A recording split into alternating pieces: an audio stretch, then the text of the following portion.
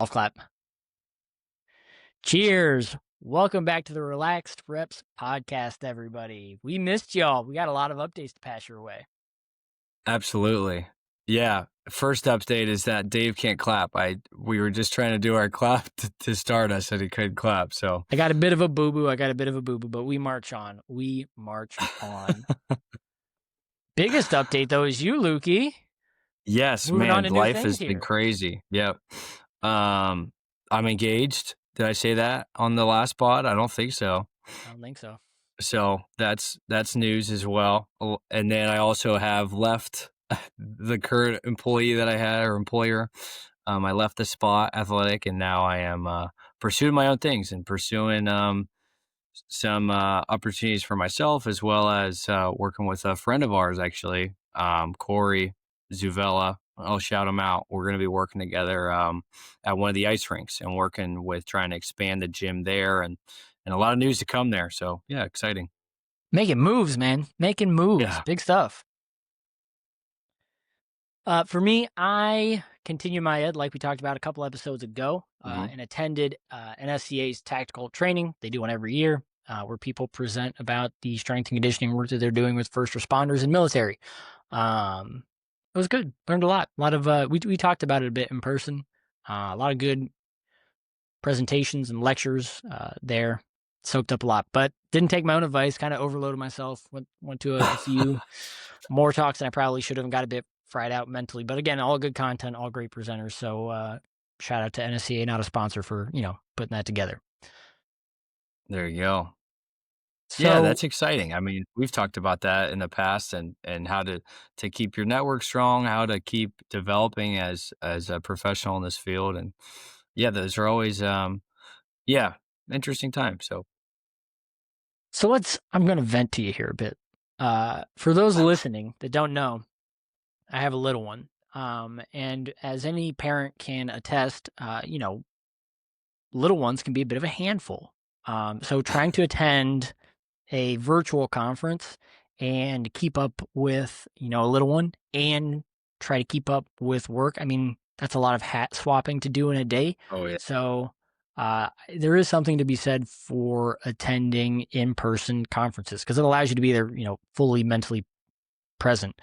Not to say I wasn't, but I mean, when you're there, like you said, the networking of it, the hands-on sessions that a lot of times they offer, it's a great opportunity to really, make those connections, like you said. So, would recommend everyone. I mean, we have to do it in this field. Continue your ed, whether you're a strength coach, personal trainer, or outside the industry. Continue your education. Absolutely. Let us know if we should be going to one that we haven't been, and maybe we'll just tag team one together, and you can meet us. We can meet up, do something. So that'd be a fun time. That'd be a great time. Yeah. So, any other updates that you wanted to hit on? I don't want to cut us short on the life updates. You've been a busy boy. Yeah. Well, I'm sure we'll talk about it in one of the more upcoming podcasts where we'll talk about different things like just being exhausted and work-life balance and burnout and those kind of things. So yeah, it should be interesting. But I am excited to dive into that. For those listening, I think burnout deserves certainly its own entire episode, if not maybe a series. That's kind of an ongoing theme in this field and in this industry. And I could talk a lot about that. Oh yeah. But, more so than just complaining about it, I think it's important to come away with strategies and tactics and ways to cope with it, not just vent. Though there is a place certainly for venting. But excited to dive into that one here. But today we are going to talk about fasting. For those listening that don't know, it's when you just simply don't eat for a certain period of time. I want to be very clear that this is not about religious fasting. This is about voluntary fasting for the sake of weight loss, better health, whatever your reasoning is, voluntarily choosing not to eat for a set window of time for your health and fitness goals. I want to stay within our scope here. But yeah, some people will fast for, 8, 12, 24 hours sometimes. I mean, different stretches of time. What are your thoughts here, Luke? I'll let you lead the way. Yeah, it's an interesting conversation, interesting topic, because I think a lot of people Um, a lot of people try it, including myself when I was in college. I definitely remember just like throwing things at a wall, seeing what social media is telling you to do, and just seeing if it sticks. And I've probably done almost everything under the sun, which is a good and a bad thing. You just kind of learn what works and what doesn't work. And for me personally, it was not something that I could make work, especially with me trying to like maintain muscle mass and like just keep strength.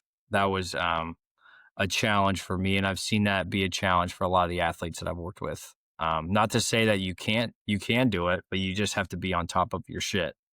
And a lot of people are not, and that's college athletes are not on top of their shit. To be So fair, adult clients, youth athletes, you painting broad strokes with that. You have to line up your ducks a lot if you're going to cut out a giant window of eating in your day. Like, yes, let's use 12 as an example, right? A 12-hour fast. The other 12 have to be really on point because yeah, otherwise you're fitting what would otherwise be a normal day of eating in a smaller window.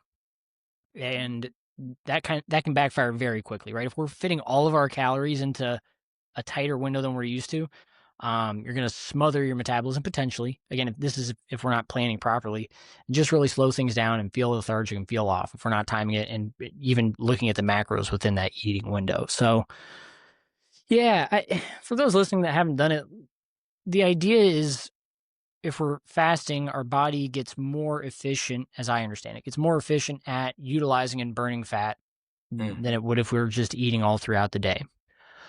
Most people, again, this is not me referencing any kind of research. This is me purely from experience and my knowledge of anatomy and physiology. Most people are pretty good at burning fat. mhm, You just kind of do it. That's just walking around. We're burning fat. We're burning carbs. They're fuel. Our body can burn them. So I don't know. People seem to believe that if they just cut out the hours that they're eating, weight loss will ensue, or that somehow magically their body's just going to turn a switch and rev up the fat burning, and they'll wake up in a week with no body fat on them. When yeah, it's like, well, we have to look at what are we doing to boost the metabolism in our workouts, right? Because we're handling one side of the equation, and that's the input, and restricting the input. But what are we doing about the output? So to your point, if we're going to pull back on the input but change none of the output, we're setting ourselves up for disaster, right? Like you and I have talked about, we know athletes and adult clients that fast and will hit strength training sessions yeah, or hit sessions, which is dangerous to do because you're going in underfed. Depending on again when you're hitting it, you could just be rolling out of bed. I mean, you're exposing yourself to a lot of risk, stretching out that fasting window and getting under a heavy bar at yeah, that. So fasted strength gains and non-fasted strength gains should be really weighed out because if you get under a barbell and you're really well fed one day and the next day you haven't eaten for the past 12 to 16 hours and you get back under the same barbell, even if it weighs the same, it will feel significantly heavier. yes, I guess kind of first to lean in, you got to really consider what is it that we're doing with our workouts. Is it strength training? Is it cardio? Is it HIIT? Yeah, I don't know. People don't look at the other side of it. They're just like, I'm going to change this about my eating, but I'm going to work out as I yeah. normally would. It is an interesting one, and just with another background, I was thinking about this with just the athletes that I train, and we for football they'll come in and we start at like 6 a.m. and a lot of them obviously aren't eating, but and waking up early enough to eat. Like a lot of them just roll out of bed, right, and then we get going. So from that standpoint, it almost is like an 8 hour fast if they got enough sleep or what, depending on what time they ate when they had dinner or whatever, and it's an interesting one too, because on the other side of that, like if we trained after lunch or even after breakfast, I would imagine that this would just be a research study that I would do myself if I had the time and the accessibility with those athletes. Because the reason why I do it is everyone has 8 a.m. classes, right? It's just kind of a given. So you have to have and classes all the way up till practice or whatever. So we have to wake up that early and have our lift, and they have that piece of that. But I know for a fact that our strength is not as capable as it could be. in that sense. So I don't know. It's nothing I can really fix, but it's definitely something that even when I was an athlete, I found more of the importance of it when I started to understand that. And then after all my internships and I was like a junior and a senior in college, I would like make sure I had something before um our lift started. And it was crazy how much better for me the lifts got, like how much more strength I could produce, even like jumping and like doing athletic things. Like, yeah, running's one of those that like you can kind of turn off your brain and like it's you don't need a lot for that, but at least in my opinion, for myself. But when I'm doing like heavy shit and I'm like trying to jump and I'm trying to sprint, like that stuff, I needed that fuel. So The higher the intensity, the better fed or better prepared you need to be. That's just, I mean, that's just, that is reality. Yeah, I was thinking of this as you were talking. I remember being back in, well, let me take one step back here before I get ahead of myself. A lot of times clients will ask, well, when's the best time of day to work out? This is off topic of fasting, but mm, it's along the same lines of timing. yeah, Um, Clients will say, well, when's the best time of day to work out? And I say, uh, around 10 a.m., maybe 8 or 9, maybe yeah, 11 or 12. Do you have a job? Well, yeah, I gotta go to work. Great. So throw that out the window. What does it matter? yeah, What's the optimal time? We're going to work out when we have time to work out. The science says that when we're, rolling out of bed, we're primed for training. Energy levels are higher. Again, after we give ourselves time to transition into being awake, hormone levels have spiked up because our body is waking up. It's getting ready for the day. So I mean, again, I'm not referencing any science here. I'm not specific studies, but back in college, I remember, sitting in class, and that was, what the professor was sharing. And he looks at, the football guys that are in the room. They had a training session in the morning. They'll have a training session in the evening. And what is their job in between? To go to class, sit and rest, and go to the food hall and eat. And between yes, classes, nap. I mean, the calendar is made for primetime human optimization. Again, on paper, there's other stresses, right? Whatever. But if we want to talk about being in great shape, you wake up, you fuel up, you go work out, you rest and recover, and then you get after it at some point later in the day. That's just, you're looking out for recovery in between your sessions, and you fuel up yeah, appropriately, right? So all that to say, uh, well, it's kind of a separate in its own topic, but the higher the intensity of the activity, back to what you were talking about, the higher the intensity, the more we have to be prepped and ready for it. There's less yes. risk with a steady state 2-mile run, than there is with cleans, snatches, and sprints. If you go into that fasted, you're gonna have a rough time. You're gonna probably not hit your PR numbers. Maybe you will. Maybe, I mean, some people are built different, but you're not setting yourself up to do so. I mean, I will say right now, I've had a lot of athletes over the years, and even adult clients that did not eat all day, and then they come train with me, and it's usually like in the afternoon or even like at night, and you haven't ate since breakfast or since 12, since lunch. That happens a lot with our athletes that come in. It's like 6 p.m. and I'm like, okay, so when was the last time you ate? Oh, I had lunch. Okay, what time was lunch? It was 12 o'clock. And I'm like, "Okay, so what did you even have for lunch?" I'm just because now at this point, I'm like, "All right, whatever." Just And it's a like, "Okay, sandwich I had a or grilled something cheese small. and like a Snicker bar or like a slice of pizza and a cookie from the cafeteria." And I'm like, "Okay, man, we are super fueled. We are good to go." Like, man, that really helped us in this lift 6 hours later. For those listening, that is sarcasm from Coach Luke. But yeah, so it's interesting like when it's time for you to um Minor technical difficulties. I'll own that one. I'll point the thumb. But no, we were talking about clients that come in, haven't eaten since lunch, had a that's right. grilled cheese and a Snicker bar, and they're coming in 7 or 8 hours later to hit their evening strength training session. Yeah, and I would consider that almost like a fast in itself too. Maybe it's not Yeah, consciously, but right, it's and I think education's important and just educating them on the understanding that it is fuel and it's not something that's going to be a hindrance for yourself. Um I tell all the athletes that they need to eat breakfast, and then I'm like, I don't care what it is. I don't want to know what it is, but you need to put something in your body. This is, because a lot of them are like, oh, well, I just had ice cream and pizza for breakfast this morning. I'm like, okay, well, that's not really supportive of what I want here, but at least it's something that starts your day and starts, energy for you. But Fun conspiracy theory here. By the way, I don't believe this, but this is just something I heard on social media, so of course I'm going to pass it along. oh, here we go. They say breakfast is the most important meal of the day, and as a strength coach and personal trainer, I believe it to be true. But Yeah. the backstory is it became the most important meal of the day because Big Cereal wanted you eating all of this sugary crap to start your day. So they said breakfast is the most important meal of the day just because they wanted Mm. to push their crappy cereals. Um, I'm you sure and I that both know. holds some weight. I mean, I'm sure that it gained popularity because of that marketing stint, but I will say it is Yeah. important to break the fast, where the name comes from, for those that don't know, with something in the morning that is protein rich, has Yep. some carbs, a little bit of fat, and ideally, a little bit of fiber in there as well. It's important to start your day with that. And that looks different for everybody.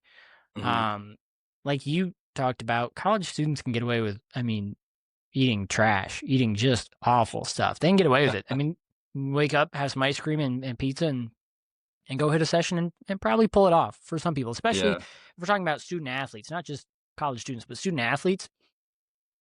What's a what's a pizza in one sitting gonna hurt you? Not much. Yeah. But if that's how we're fueling up before a game, you're gonna pay the price. You will pay. The bill comes due. Oh, yeah. So yeah, they can get away And with a there's lot. there's outliers, but it catches up to them. Like, man, famous people like Metcalf. What's his first name? Hmm. He's a wide receiver for the Steelers. He popularized like, oh yeah, what'd you eat today before the game? I just had like a bag of Skittles. And then he's a freak athlete. There's another one like He also Chad walks Johnson. around. He also walks around at very little body fat percentage. I'm sure Metcalf. I'm talking Yes. about. Yeah, exactly. Like, it's like 7%, and he's like a freak. And so was, like, Chad Johnson was probably one of the best wide receivers, and he now openly talks about how much he ate McDonald's and, like, how he still eats McDonald's for, like, every meal. I'm like, "Okay, well, I guess it's, whatever." Like, it's works for you, it's not gonna work for me. It's not gonna work for probably 95% of the population that, To you work sound with. to sound like a broken record, that is all nutrition and training is. We live in an age where everyone says, well, the person I look up to on social media is doing X, so I should Mm. do X. And it's like, you and I are not built like Metcalf. We're not. We're it's just not going to happen for us. I can't get away with that. I simply cannot. I also don't train as hard as he does, so I'm That's a aware good that point. there's a certain balance there. Yes. There's something, and this is a whole other philosophical tangent for us to go down, and we have gone down, but you can't just see something on social media and pick it up and run with it. So if you see fasting, I think it's great to ask yourself the question of, is this valuable to me? What end do I want to accomplish with this tool? And then see about maybe applying it. But to just say, oh, yeah, that worked for this influencer that I think looks great and I want to look great just like them. So now I'm going to fast is like Yeah. our old boss said it really well. If it's easier to get someone to change religions than it is to get them to change their diet. Said sarcastically, but it does come out to be true a lot of times when you talk to Yeah. people about nutrition. Um, yeah, it just you got to weigh it out. You got to weigh it out. I don't Yeah, know.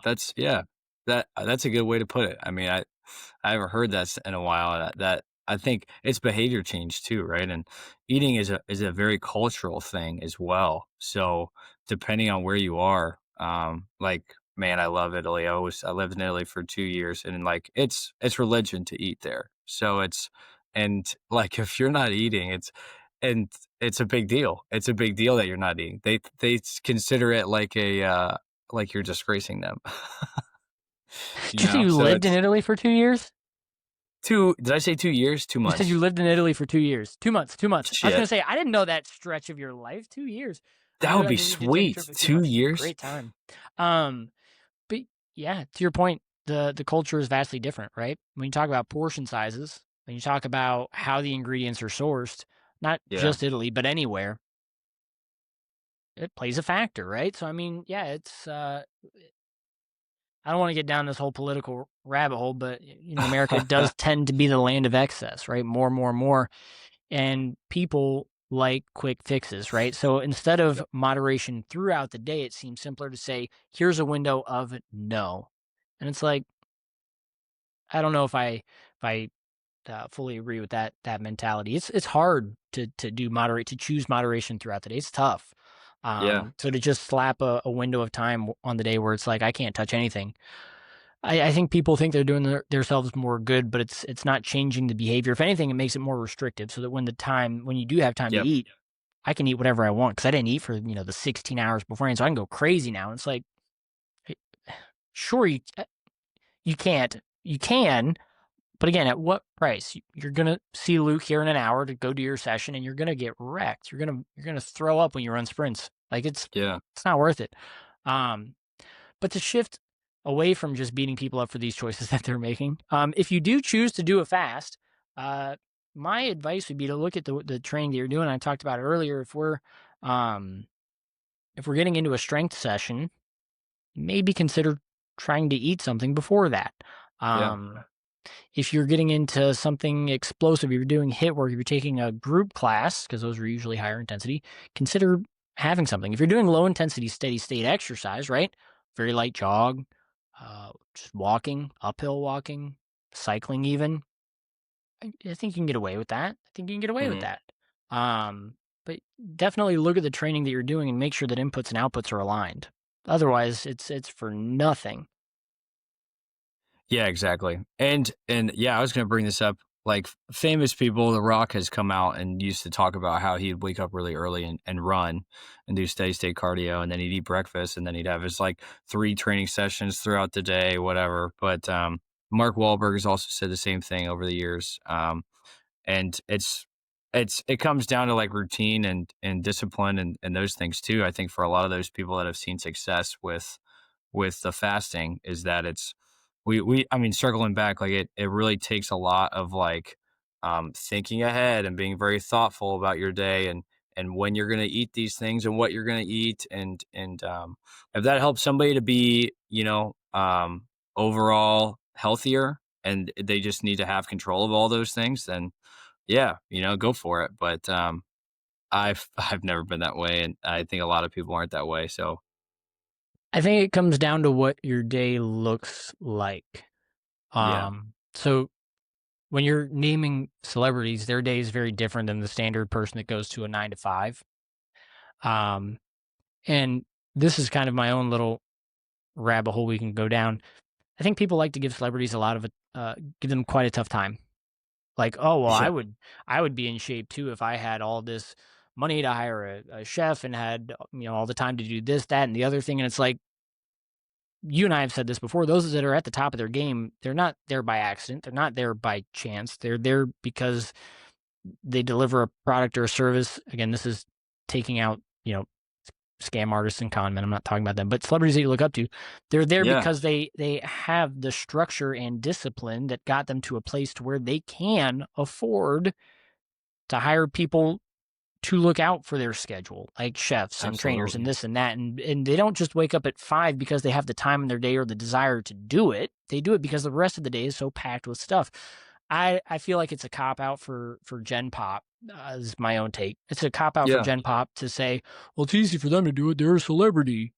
And it's like, well, yeah, but they also look that way because they spend time training, because they, structure their day, because they think ahead, because they plan, because they know yep. what's important to them. Like, you know what I mean? I think it's just such a No, I'm such on a the same. cop out to be like, Yeah, well, it's easy for them. It's not easy for anyone to be in shape and wake up no, early and grind it out and eat clean and eat enough calories to grow your body. Get out of town. Get out. I mean, are they in a fortunate position? Sure. Did they earn it? yep. Some of them, yes. Some of them, no. But like, to just say they're lucky, I can never do that. Like, ugh, ugh, excuses. Yeah. Yeah, and you always have excuses, right? And that's always the thing, and then maybe that's why that we're talking about this because this is one of those things that's like there's not really a quick fix for anything, and a lot of people think there is, and this a lot of people think this is a quick fix, and I would argue that it's a lot more planning and things. It's not just a quick fix and you do it and you're done. Like, it's consistency. It's the act of doing it over and over and over again, just like training is, just like, the healthy habits and behavior change that you want to make. So Yeah, it is about the long game. And people do want that quick fix. They want the quick solution. And I'm not here to bash fasting. If it has worked for people, then do it. Then go for it. If you know what you want out of it and it's been something that's sustainable and works for you, then great. If it's a tool to keep you, from snacking later into the evening or from eating junk on your way into work, then more power to you. You have to have awareness of your habits. Play the long game in the kitchen, play the long game under the bar, and you'll see the results down the line. It's a patient process. It always has been. It's always going to be. we just need to go back in time and turn into primal predators where all we do is hunt, and then we wait around for 8 hours and try to hunt some more, and then we Yeah, just we got gotta to go go back back to in good old time. hunter The gatherer primal predators. lifestyle. What's the one guy? Liver King status. Let's do it, man. We just go back in time. Oh Ancestral boy, beast. I can't co-sign that. Well, I got some I got some thoughts for you off air, but I will say there is something to respecting what our ancestors were able to do. There's a reason that cavemen didn't walk around with a lot of fat. It's not terribly Yeah. efficient to Well, carry around a bunch of fat, right? We have to be in relatively good shape to hunt and gather. So all we can do is be patient and be aware of our physiology.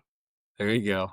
If we're going to sit at a desk for a 9 to 5, we have to be aware that comes with consequences, which is increased body fat, Yeah, which is poorer health. And we have to do something to offset that, which is constant physical activity and a balanced diet. And maybe there fasting, you go. maybe not, depending on who you are. Yeah. All right, Lukey, you want to take us out Yeah, it's been awesome. Keep following along, like, subscribe, follow, and and share? stay in tune. Stay in touch. We got more coming. 3, 2, 1. The fake clap. I tried. I Oh, tried.